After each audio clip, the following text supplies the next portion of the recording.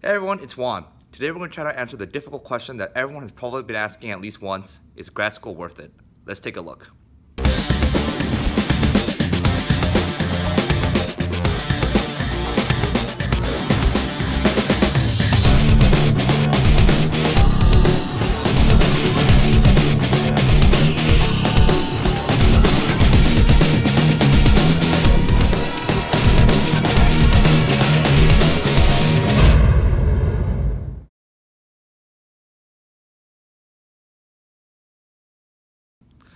So is grad school really worth it?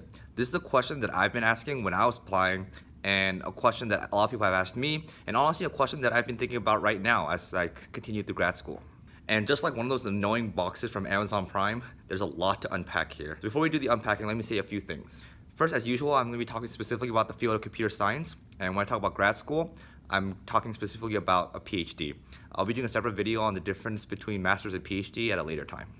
Second, if you haven't, I highly suggest that you watch my previous video on the difference between a CS industry and a CS PhD. Link is in the description below. With that out of the way, let's try to answer the question: is grad school worth it? Of course, the difficult part is the last part, worth it.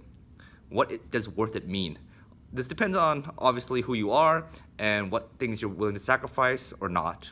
To dissect this, let's imagine a world where I have pursued a PhD and an alternate universe where I decided to spend the exact same number of years in industry. What's different between the two?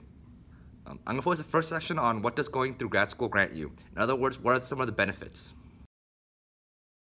The first thing is job opportunity. There's some jobs out there, like an academic professor, where you have to have a PhD. There's just no way around it. A similar situation if you want to pursue a research role in industry. I'm talking big companies like MSR, Google Brain, and Facebook Research. Even if the entry roles don't require a PhD, the more senior roles will definitely require it. So if you know you want to pursue a job in academia or industry research, a PhD is definitely the way to go.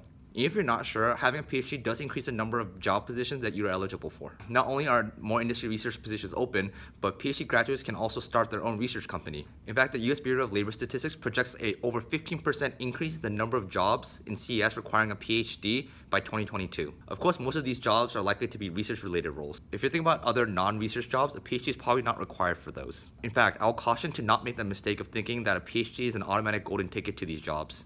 Having a PhD does not make you automatically qualified for these non-research roles. In fact, in these cases, years of industry experience might actually be more valued. All right, now moving on to the second topic, your salary. Does having a PhD lead to an increase in salary? So according to online data, it seems that the answer is yes as far as entry-level jobs go. But I think there's some hidden factors here that we need to separate out first. One, the range of things you can do with a PhD is huge. Obviously, different people will get a PhDs and pursue different roles, so the salary will vary widely. So the term average salary for a PhD is probably off. Two, you should definitely not forget the opportunity cost of going to school to get a PhD versus going to industry. Where this makes a difference is when you consider non-research jobs. During the 4 to 6 years that you're in grad school, if you're in industry, you could be gaining experience and rising up the ranks. This in and of itself increases your salary and your bonuses. So you may be comparing someone with 4 to 6 years of industry experience versus someone with a PhD with 0 industry experience. I think the takeaway from this subsection is if you're considering just salary, all things considered equal, I think a PhD is not worth it. This is especially true if you consider all the overhead of getting a PhD. You have to apply, move to the school, go through school, finish the requirements, etc. It's just not worth it. I would aim for a good job right out of undergrad. The third thing only applies to a subset of the population, and I'm not an expert in this, so I'm not going to go into too much detail. But having an advanced degree like a PhD will increase your chances for permanent residency and visa in the United States. A fourth thing is experience of the PhD itself. By pursuing a PhD, you get to experience something truly unique. Pushing the boundaries of human knowledge, being able to pursue your own research project, and being surrounded by other like-minded peers. These are some things that might be hard to find in other places. So this section laid out a few pluses of going to grad school. Now for the other side, what do you miss out on by going to grad school and not going to industry? There are a few main things. The first is obviously money. Though you're not paying for your PhD, you're making way less than if you did if you were in industry. Multiply that by the 4 to 6 years you're in grad school, and that could add up to a lot. Even if you do make more after your PhD, the time in grad school where you made less might be a big factor for certain people. Second is industry experience. Previously I mentioned that for certain roles, industry experience is probably more value than a PhD itself. By going to grad school, you're missing out on potentially 4 to 6 years of experience and the chance to rise up the ranks. The third is related to the fact that when you pursue a PhD, you're still technically in school, and you're still sort of restricted in that sense.